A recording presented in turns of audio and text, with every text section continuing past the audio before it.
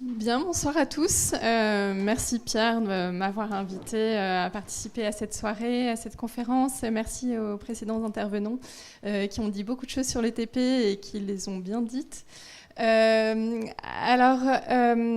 le TP, moi je vous encourage vraiment à le suivre parce que ça permet de devenir autonome dans la gestion de la pathologie. Et ça ne fait pas tout dans l'amélioration de la qualité de vie, mais ça joue beaucoup dessus. Sur le nombre de programmes pour les troubles bipolaires en Ile-de-France, on a 6 programmes agréés. Donc j'ai fait le calcul, en fait il faudrait 800 ans pour que toutes les personnes avec un trouble bipolaire en Ile-de-France soient passées par un programme. Voilà, c'est pour dire un petit peu... voilà. Alors moi, je suis père aidante en santé mentale. Donc j'ai choisi justement ce terme où on peut mettre un peu tout dedans parce que c'est vrai qu'on est à la fois formateur, expert. J'aime pas trop ce mot-là parce qu'en fait, tous les patients sont experts de leur maladie, de leur propre maladie, de leur vécu.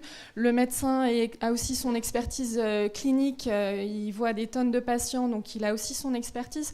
Voilà, donc moi, je me positionne en plus dans une posture d'accompagnement à la fois des patients dans leur rétablissement et puis un accompagnement aussi des soignants pour faire en sorte qu'on marche tous ensemble vers le rétablissement. Alors les programmes de TP, alors moi j'ai passé un diplôme universitaire en éducation thérapeutique du patient à l'UPMC. Je vais poursuivre là sur un Master 2. Et le TP, jusqu'à présent, c'est très axé sur la pathologie, sur la maladie. À l'origine, c'était fait pour améliorer l'observance, pour que les patients coûtent moins cher à la société. Ce que j'essaie de faire comprendre, c'est que l'observance, ce n'est pas un objectif du patient. C'est un moyen. Alors que souvent, pour les soignants, l'observance, c'est capital. Il faut que le patient prenne ses traitements. Parce que, effectivement, c'est un des principaux facteurs de rechute et d'hospitalisation, c'est l'arrêt du traitement. Mais il faut bien voir ça comme un moyen. Et c'est vrai que, alors, donc du coup, je co-anime un programme de psychoéducation parce qu'il n'est pas agréé, mais c'est un petit peu le même principe et le même contenu. Et c'est vrai que quand on parle des traitements, par exemple, on donne toutes les informations pour qu'en fait le patient soit capable, alors je dis plutôt le participant, on va dire, pour pas stigmatiser, c'est toujours stigmatisant de nommer les choses, mais donc le participant puisse s'impliquer dans le choix des traitements et puisse en parler après avec son médecin. Voilà, qu'est-ce que j'ai, qu'est-ce que c'est, ça a tel effet, j'ai tel effet secondaire, voilà. Donc et puis donc développer ce qu'on appelle l'empowerment, c'est-à-dire la reprise de pouvoir sur la maladie, sur sa vie, etc. Et alors donc père aidante, c'est avoir un trouble psychique en santé mentale, en l'occurrence des troubles bipolaires pour ma part, et c'est être rétabli. Alors rétabli, on est plus ou moins dans un perpétuel rétablissement, hein, c'est pas quelque chose de figé. Mais voilà, on connaît ce processus et on est un peu du coup des militants du rétablissement. Et c'est vrai que très souvent, les participants au programme de psychoéducation, à la fin du programme, me disent bon, et maintenant, qu'est-ce qu'on fait ? Donc il y a un besoin aussi qui est pas assouvi en fait. Au-delà de la gestion de la pathologie, qu'est-ce qu'on fait ? Et c'est pour ça que j'aimerais et je travaille à essayer de construire des programmes, de co-construire toujours des programmes plus axés sur le rétablissement. Bien que l'autogestion de la pathologie en fait partie évidemment.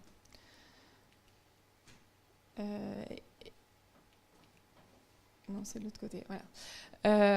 Et puis, je me suis aussi rendu compte, donc je fais aussi la formation pour les soignants, pour l'éducation thérapeutique en santé mentale et au rétablissement, et je me rends compte que c'est une notion que peu de médecins, de soignants connaissent. On verra tout à l'heure peut-être pourquoi. Et donc voilà, donc c'est important de le dire. Alors là, j'ai mis une image collective parce qu'en fait, le rétablissement, c'est quelque chose de collectif. On se rétablit dans une collectivité. C'est aussi être bien dans la société, être bien avec les autres, même si bien sûr, c'est aussi prendre soin de soi. C'est cet ensemble-là. Alors, il y a une définition formelle qui est c'est un processus profondément personnel et singulier de changement d'attitude de valeurs, de ressentis, d'objectifs, de compétences et ou de rôles. C'est une manière de mener une vie satisfaisante, utile et sous le signe de l'optimisme. Donc même avec des dépressions, on peut être un optimiste. Voilà. Même avec les limites imposées par la maladie. Le rétablissement veut dire donner peu à peu un nouveau sens et un nouveau but à sa vie à mesure qu'on dépasse les effets désastreux de la maladie psychique. Parce que, comme ça a été dit auparavant, la maladie détruit tout, déconstruit tout. Il y a souvent des ruptures familiales, sociales, professionnelles. Et donc, tout est à reconstruire. Et puis, une telle pathologie remet aussi beaucoup de choses en question. Et voilà, donc moi, j'ai redonné du sens, notamment à la maladie, en essayant de me mettre au service des autres patients. Ça fait justement partie de ce parcours de rétablissement. Alors le mouvement du rétablissement, il est né dans les années 70 aux États-Unis, donc ça vient très tard en France. Et ça a été bien souvent des personnes avec une schizophrénie qui se sont révoltées contre l'avenir noir qu'on leur promettait et qui se sont dit non, c'est pas possible. Moi, j'ai beau avoir une schizophrénie, je veux vivre bien, je vais vivre bien. Et c'est un petit peu parti de là. Ils se sont même surnommés les survivants de la psychiatrie. Alors là, je suis partie un peu des définitions dans les témoignages de patients, parce que pour la formuler de toutes les façons, ce qu'était le rétablissement, on est parti des patients. Les médecins n'ont pas vu venir, n'ont pas su finalement ce que c'était. Et voilà, donc ils l'apprennent des patients. Donc c'est ce que disait avant moi, c'est que les pères aidants sont importants pour concevoir ces programmes et pour voir comment ils peuvent être utiles aux patients. Donc c'est d'abord l'espoir d'une vie meilleure, épanouissante, satisfaisante et heureuse. L'objectif visé par le rétablissement n'est pas la suppression de la maladie, mais le bonheur, une vie optimale et heureuse avec la maladie. Ce n'est pas, donc c'est différent de la guérison. Et donc moi, ce que je peux vous dire, c'est que ça fait 9 ans que j'ai des troubles bipolaires. Pendant 3 ans, j'ai eu 4 crises maniaques, 4 hospitalisations, 4 grosses dépressions. Et puis après, je me suis rétablie progressivement. Ça ne veut pas dire que la maladie est disparue, mais j'ai toujours des symptômes résiduels, donc une hyperréactivité émotionnelle, une vulnérabilité au stress, des troubles de mémoire peut-être un peu. Et voilà, et on les gère avec notamment des thérapies ou des stratégies, et ça se gère très bien. Aussi avec des traitements médicamenteux pour ça peut être des symptômes dépressifs résiduels. Enfin voilà, donc tout ça pour dire que la maladie, je sais qu'elle est encore là, je m'en rends compte. Mais je gère. Voilà. Donc c'est une reprise de pouvoir, un empowerment, une réappropriation. Donc en ETP, on va vous donner des outils. Et c'est à vous de prendre ces outils et d'en faire ce que vous voulez avec, d'aller en discuter avec votre soignant, d'aller sur Internet, parce qu'il y a aussi une foule d'informations intéressantes. C'est aussi de ces outils, voir comment vous pouvez les utiliser vous, avec ce que vous vivez au quotidien. Voilà, donc Nathalie Lagueux disait « Le rétablissement commence lorsque la personne décide de ne plus donner au trouble mental le pouvoir de contrôler sa vie. » Et on verra tout à l'heure dans un schéma, c'est vrai que moi, les patients que je rencontre au début de programme, ils sont un peu omnubilés par la pathologie qui prend toute la place. Et en fait, le rétablissement, ça va être réinvestir tous les domaines de sa vie. Professionnelle, familiale, sociale, citoyenne, etc.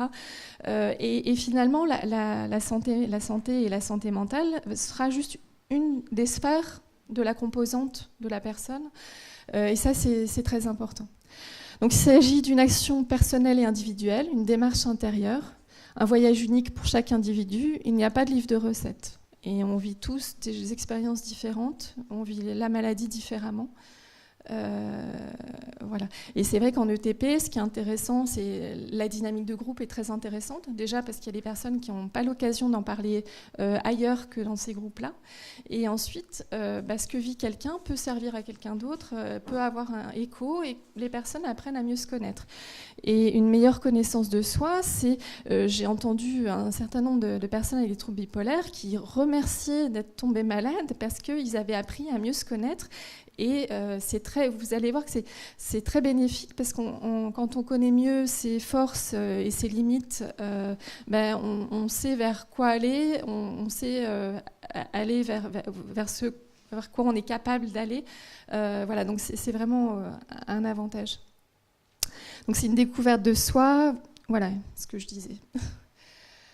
Alors c'est un processus autogéré de guérison fait d'essais, d'erreurs et de succès. Donc ça, ce qui est important de savoir, c'est que s'il y a des rechutes, les rechutes, ça ne doit pas être des échecs. Les rechutes sont des apprentissages.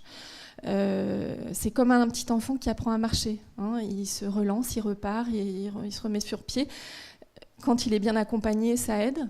Hein, c'est là où l'entourage, les soignants, les médecins, etc. ont leur rôle, et les pères aidants, d'accompagner les personnes à se relever, à repartir.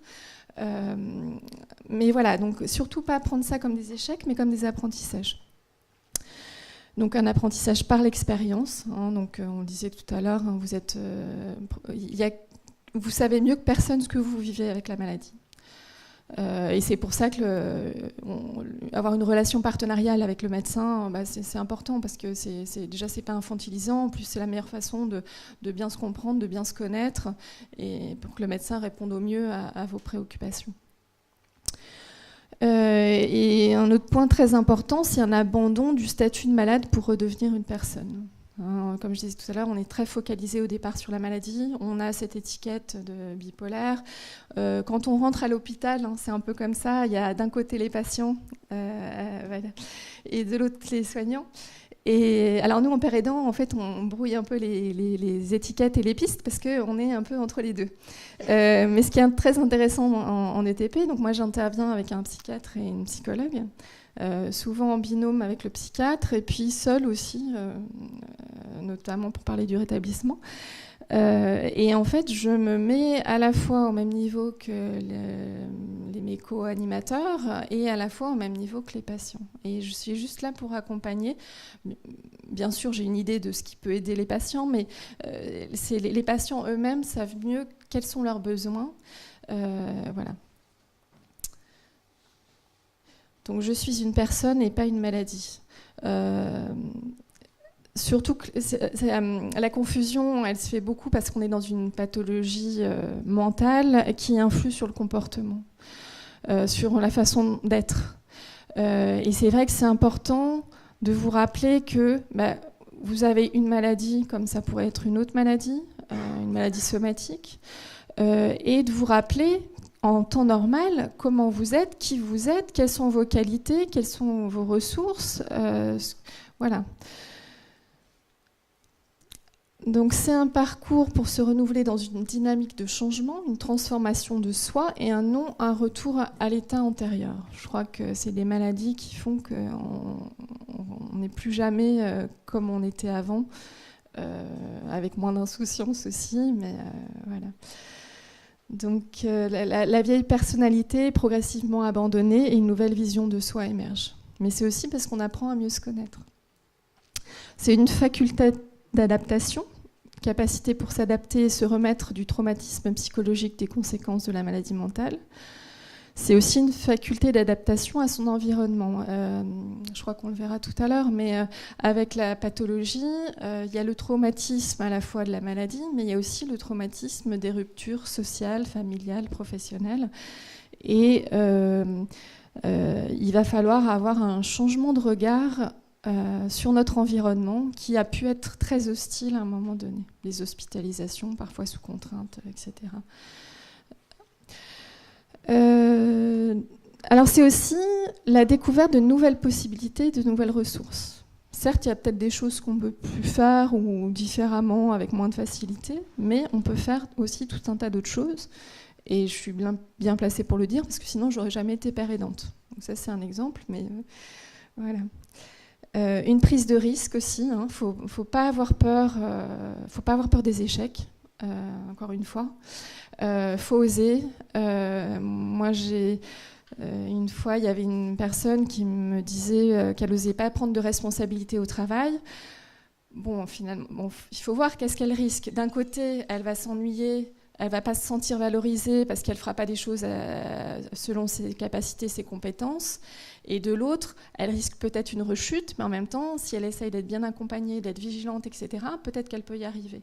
Donc, voilà, il faut mesurer les risques, mais il ne faut pas non plus avoir peur de prendre des risques. Et alors, là, c'est Patricia Digan, donc une des premières représentantes du mouvement du rétablissement. Et donc, elle a une schizophrénie et elle est tombée malade au moment de ses études. Elle devait avoir 19 ans, je crois. Et donc, elle a dit « Je vais devenir le docteur Digan et je changerai le système des soins de santé mentale pour que personne n'y soit blessé. » Et elle est devenue docteur en psychologie clinicienne. Voilà. Donc, de l'ambition. Il faut avoir de l'ambition. Ne pas avoir peur. Et l'ambition, voilà, ne pas écouter toujours ce qu'on vous dit autour de vous. Parce que les gens, parfois, vous disent « Ah ben non, mais tu peux pas. Ah ben non, mais tu vas pas être capable de. Ah ben tu vas pas arriver à. » Et c'est pareil, moi, je discutais avec une personne qui avait très envie de retravailler et qui me disait « Ah oui, mais ma tante me dit que je ne suis pas capable. » Or, les études montrent que dès que vous avez envie de retravailler, vous pouvez commencer les démarches et que c'est bon pour le rétablissement, etc. Donc, il ne faut pas penser... Il ne faut pas s'auto-stigmatiser et se sentir incapable d'eux parce qu'autour de vous, on pense que vous n'êtes pas capable d'eux. Ce n'est pas vrai. Alors ça, c'est un point très très important. C'est qu'à la différence des notions médicales de guérison ou de rémission qui désignent des modalités évolutives de la maladie, la notion de rétablissement caractérise le devenir de la personne. Et les deux sont indépendante avec des interconnexions, mais c'est indépendant. C'est-à-dire que vous pouvez avoir une rémission symptomatique et ne pas être rétabli, ou alors vous pouvez être rétabli avec des symptômes résiduels. Et peut-être, alors je ne sais pas, vous me direz pour les médecins, les soignants, il y a quelque chose qui est compliqué parce que le soignant, le médecin, il est capable de soigner. Il peut être capable de guérir, bon, en psychiatrie c'est plus compliqué, mais il ne peut pas rétablir quelqu'un. C'est la personne qui se rétablit par elle-même. En étant accompagnée, c'est toujours plus facile. Voilà, donc c'est aussi un changement de posture dont on parlait tout à l'heure, que ça est un nouveau paradigme en santé. Alors là, j'ai fait un petit schéma, j'ai appelé ça la dynamique du rétablissement, qui est en fait cyclique. Parce que ça, en fait, le rétablissement, on est dans des maladies évolutives qui sont dépendantes d'un environnement évolutif aussi. Donc du coup, voilà, ça peut être sans cesse, continuer sans cesse. Donc au départ, on a le traumatisme de la maladie et de ses conséquences, les ruptures familiales, sociales, professionnelles, les hospitalisations, la stigmatisation, le tabou. Et alors après, pour en sortir, il peut y avoir un déclic. Pour certains, ça va être l'instinct de survie, l'indignation, la colère, comme Patricia Digan, ou l'espoir. Et ça, l'espoir, tout le monde peut le donner. Autant l'instinct de survie, la colère, voilà, on peut pas, on contrôle pas trop ça. Autant l'espoir, tout le monde est capable de passer ce message d'espoir. Et moi, dans mon parcours, j'ai eu un premier médecin qui m'a pas dit que je pourrais me stabiliser et aller mieux, et je pensais que j'allais continuellement faire des hauts, des bas, des rechutes, etc. Jusqu'au jour où j'ai eu un médecin qui a commencé à me dire « Oh, vous inquiétez pas, j'étais très mal, vous inquiétez pas, vous allez vous rétablir, etc. » Et rien que de le savoir, ça permet justement de commencer ce processus. Mais tant qu'on ne le sait pas, c'est compliqué. Cet espoir va faire naître une motivation et l'empowerment. C'est l'autodétermination, le pouvoir de choisir et d'agir. Donc vous êtes l'auteur de votre parcours de soins. Et c'est voilà, à vous aussi d'avoir un rapport d'adulte avec le personnel soignant, les médecins. Si vous n'êtes pas satisfait, vous pouvez aller voir quelqu'un d'autre. Vous êtes libre de choisir. Si, concernant vos traitements, vous avez le droit de poser des questions. Vous avez le droit de dire « Ah ben non, moi j'ai tel effet secondaire et ça m'handicape vraiment. Est-ce qu'il n'y a pas moyen de changer ?» Voilà, et vous êtes vraiment acteur. C'est aussi reprendre confiance dans son potentiel et dans ses forces, dans son potentiel de pouvoir agir pour avoir une vie meilleure. De là va naître une nouvelle attitude, avec un refus de la honte et de l'autostigmatisation, un refus de la stigmatisation, une dédramatisation de la pathologie. Je veux dire, c'est pas un drame d'avoir des troubles bipolaires, c'est pas un drame d'avoir une schizophrénie. C'est dur. C'est difficile à vivre, c'est très dur, mais c'est une maladie, c'est tout. Et puis, donc, une acceptation bienveillante de la maladie. Alors, acceptation, moi, quand je l'utilise, je dis toujours, ça ne veut pas dire résignation. On n'a pas mérité d'avoir des troubles bipolaires, on n'a pas à se résigner à avoir des troubles bipolaires.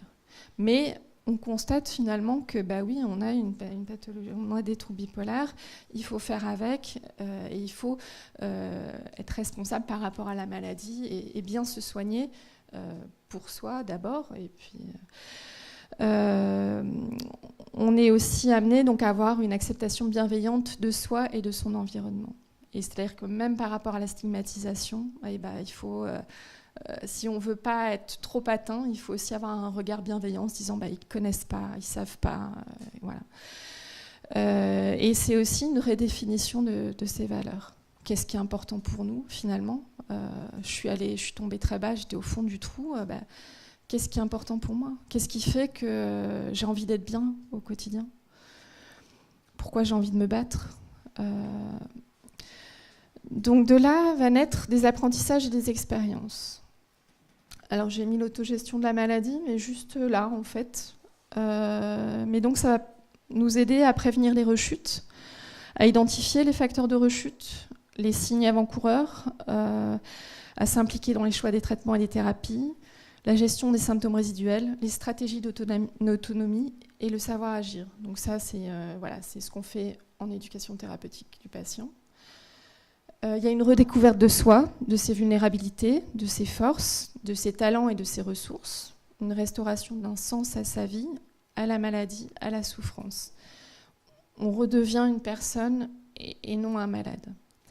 Et tout ceci, en fait, ça fait naître des nouveaux savoirs et compétences, notamment avec le TP, mais aussi on acquiert, on parlait de vulnérabilité, alors oui, il y a une vulnérabilité quelque part, mais il n'y a pas je dirais qu'il n'y a pas de faiblesse. En fait, c'est les personnes qui ont des troubles bipolaires, des troubles schizophréniques, etc., elles sont fortes parce qu'elles se battent, elles ont plus de difficultés pour être bien au jour le jour, et donc les personnes qui vont bien n'ont aucun mérite à aller bien, alors que les personnes qui ont des troubles bipolaires, elles sont très fortes, elles apprennent, elles sont persévérantes, et voilà, beaucoup de qualités. Cette redécouverte de soi vont permettre de se reconstruire, de se transformer, et d'avoir des nouveaux objectifs. Et donc là, j'ai mis un petit peu tous les domaines de la vie, vie affective, vie professionnelle, vie citoyenne, santé physique et mentale, vie spirituelle, vie personnelle, etc. Donc la santé, elle est là. C'est juste un des éléments de votre vie personnelle. Et ces nouveaux objectifs, ils sont importants parce qu'en fait, ils font naître de l'espoir à nouveau et de l'empowerment, etc. Et donc, on peut refaire un petit peu le circuit dès qu'on remet des nouveaux objectifs. Alors c'est très important, le rétablissement n'est pas le privilège de certains patients exceptionnels. Il faut pas, c'est pas les meilleurs, c'est pas les plus forts qui s'en sortent. Tout le monde, si il est bien accompagné, a cette capacité à se rétablir. C'est une majorité des personnes. Donc là, j'ai des données concernant la schizophrénie, mais voilà. Et Patricia Digan dit: comme il n'y a pas de moyen de prévoir qui se rétablira ou non, nous devons approcher chaque personne comme si elle était capable de se rétablir, pourvu qu'elle ait des possibilités suffisantes de développer ses talents et appuis. Alors, orienter les pratiques en ETP vers le rétablissement. Parce que justement, voilà, on a vu que c'est très orienté maladie. Et là, on se dit, le rétablissement, finalement, c'est le devenir de la personne et c'est indépendant du devenir, de l'évolution de la maladie.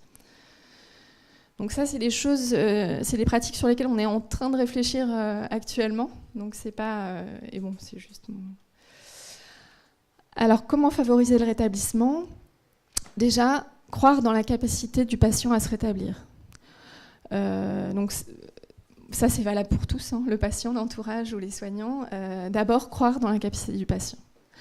Donner de l'espoir, dédramatiser, ne pas stigmatiser, le considérer comme une personne avec une maladie et non comme un malade.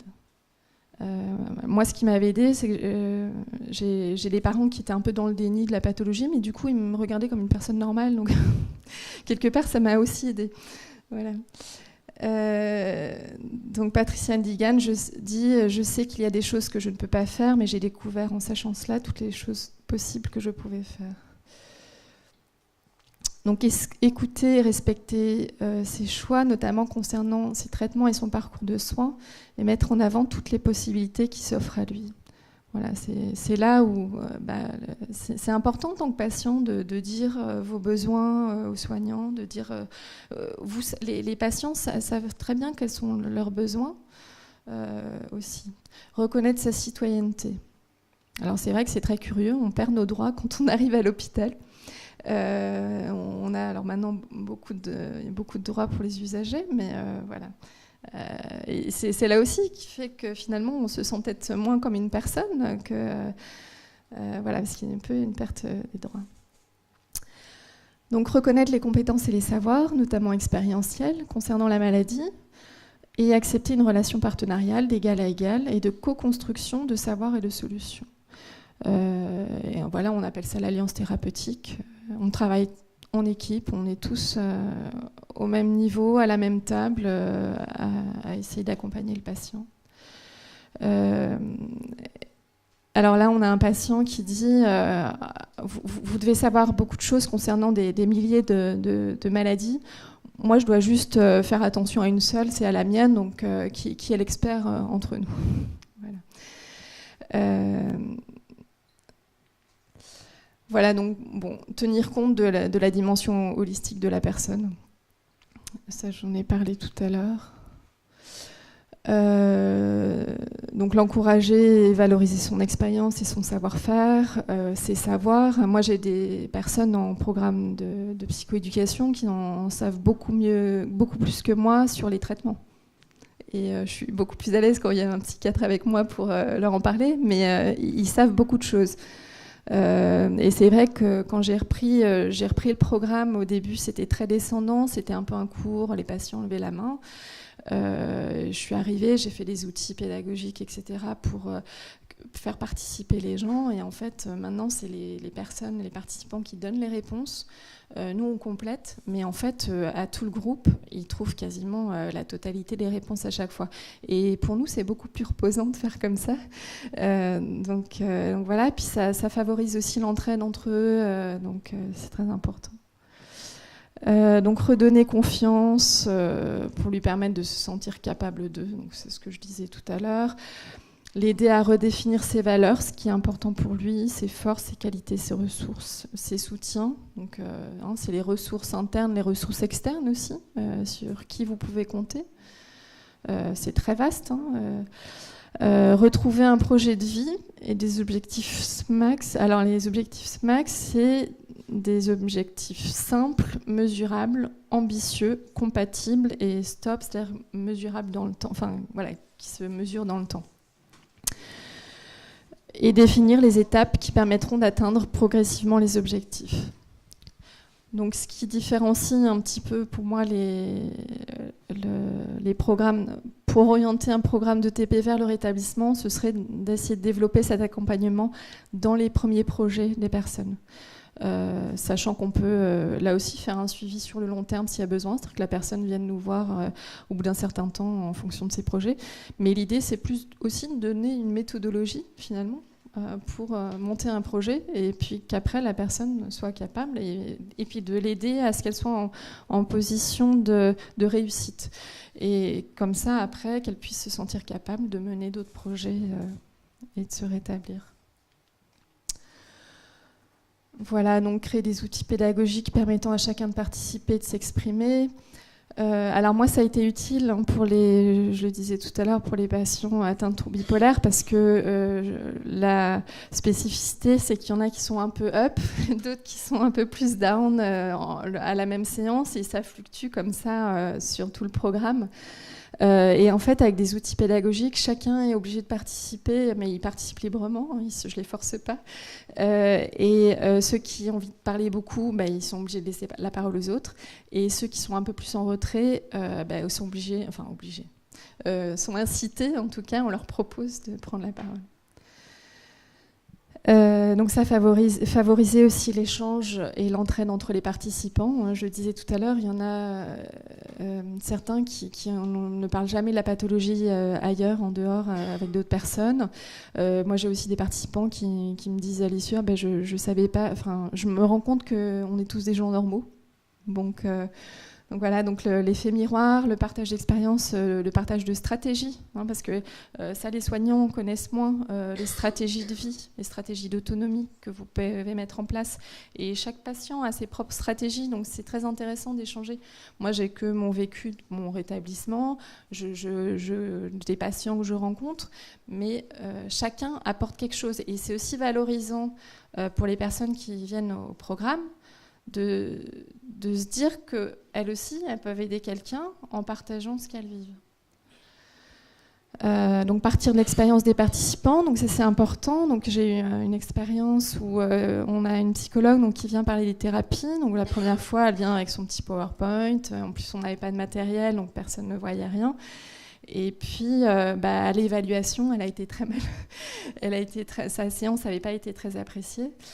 Et la fois d'après, je lui dis est-ce que tu as besoin de ton PowerPoint sinon, il faudrait aller dans une autre salle. Mais bon, ça peut être bien de commencer par demander aux participants quel est leur vécu par rapport aux thérapies. Est-ce qu'ils ont déjà suivi des thérapies, etc. Et on est parti comme ça, et ça s'est très bien passé. Et il y a un des participants qui s'est rendu compte qu'il suivait une psychothérapie, mais il ne savait pas que c'était une psychothérapie. Donc c'est toujours là où c'est important de partir de l'expérience de la personne. Parce que sinon, si elle avait fait son cours sur les psychothérapies, ça lui serait passé à côté. Elles permettent aux participants de trouver eux-mêmes les réponses. Donc les traitements, moi par exemple, j'ai fait un jeu, une sorte de jeu de loi avec des questions. Donc en fait, c'est eux qui doivent donner les réponses. Donc après, on complète, bien évidemment, le psychiatre est là pour donner toutes les informations, mais voilà, il se débrouille. Donc voilà, parler du rétablissement et de la différence avec la guérison et la rémission symptomatique. Alors moi, je me suis rendu compte, je travaillais avec un ouvrage, on s'appuie sur un ouvrage du docteur Christian Guay, qui date de 2014, je crois, et le mot rétablissement n'est pas dans le livre. Donc du coup, j'ai remplacé le vivre au quotidien avec la pathologie par une séance sur le rétablissement. Et donc c'est déjà, commencer par dire que c'est possible.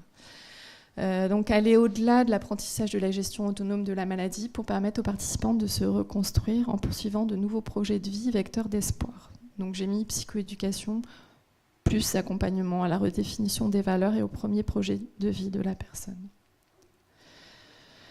Alors et l'entourage, on se pose toujours la question de l'entourage. Et alors moi, mon point de vue, c'est que j'essaie de développer au maximum l'autonomie du patient. Et ça décharge finalement l'entourage. Mais le patient est capable d'être autonome dans la gestion de sa pathologie. Alors, pas quand on est en début de maladie, qu'il y a encore le déni, qu'on ne sait pas encore bien ce qui se passe. Mais progressivement, il faut que l'entourage retrouve sa place d'entourage, qui est là, d'être présent dans les bons et dans les mauvais moments. Mais qu'elle ne soit pas là pour vous soigner, pour vous dire de prendre vos médicaments, etc., d'aller voir votre médecin, etc. Au début, l'entourage a besoin de connaître la maladie quand même, de savoir les symptômes, les facteurs de rechute, etc. Parce qu'aussi, au début de la pathologie, elle peut dire attention, j'ai repéré tel et tel symptôme, fais un peu attention. En même temps, il y a un moment où vous allez en avoir marre que dès que vous riez un peu fort ou dès que vous déprimez un peu, on vous dise attention, voilà. Donc, moi, je vise plutôt l'autonomie du patient, mais évidemment, l'entourage, ça reste un filet de sécurité. C'est important qu'il soit là. Et donc qu'il accompagne la personne dans le rétablissement, comme je le disais tout à l'heure, de la même manière, et qu'il soit là pour l'aider à se relever et à poursuivre son rétablissement. Les bénéfices des pères aidants, je vais aller très vite. Le père aidant, souvent, est vecteur d'espoir, d'encouragement et d'empowerment. Il est crédible, parce qu'il parle il a le vécu, donc voilà. Il normalise l'expérience de ses pairs. Il permet de partage d'expérience, il a une bonne compréhension des ressentis, des émotions et des problématiques. Bon, tout ça, c'était dans des études. Il a une empathie sincère, forcément. Il ne stigmatise pas la personne. Il est dans le non-jugement. Il aide au maintien dans la communauté. Il améliore l'estime de soi et la confiance en soi. Il a des conséquences positives sur la qualité de vie et il favorise l'entraide entre les pairs et les liens sociaux. Alors pour les équipes aussi, donc le père aidant, il remplace personne, donc il ne faut pas que les équipes aient peur. Il prend la place de personne, il vient offrir un service et une offre de services complémentaires. Et moi, ce que j'aime beaucoup en éducation thérapeutique, c'est qu'on travaille en équipe pluridisciplinaire. C'est ce qu'on appelle l'intelligence collective. Chacun apporte ses compétences, ses savoirs, on travaille ensemble. Donc avec le patient et toute l'équipe, on forme qu'une équipe. Voilà, donc il renforce l'alliance thérapeutique et la compréhension de chacun. Alors moi, c'est très simple, en psychoéducation, le fait que je sois là, la parole se libère. Et le psychiatre qui est là, les gens n'oublient pas qu'il est psychiatre, mais il lui parle du coup beaucoup plus facilement. Ça pose beaucoup moins de problèmes, il y a moins de réticence à lui parler. Donc le père aidant accompagne aussi les équipes dans un changement de paradigme vis-à-vis du rétablissement. C'est ce que je suis en train de faire ce soir. Et c'est vrai que le rétablissement qui est atteignable prime sur la guérison, même si celle-ci reste l'objectif idéal. Et il est là aussi pour donner de l'espoir aux équipes, parce que si le médecin se rend compte qu'il n'arrive pas finalement à guérir ses patients, il peut se dire que peut-être qu'il peut les permettre d'être heureux avec la maladie. Donc ça, je pense que c'est bien aussi pour eux. Et puis, on libère du temps aux équipes. Voilà, moi, j'ai un psychiatre qui arrive souvent en retard et il sait que je suis là à l'heure. Donc, je commence souvent sans lui parce qu'il est débordé. Et puis après, c'est aussi tout ce qui est outils pédagogiques. En fait, ça l'intéresse, c'est pas son métier, ça l'intéresse pas. Et donc, voilà. Je vous remercie beaucoup et puis bonne fin de soirée.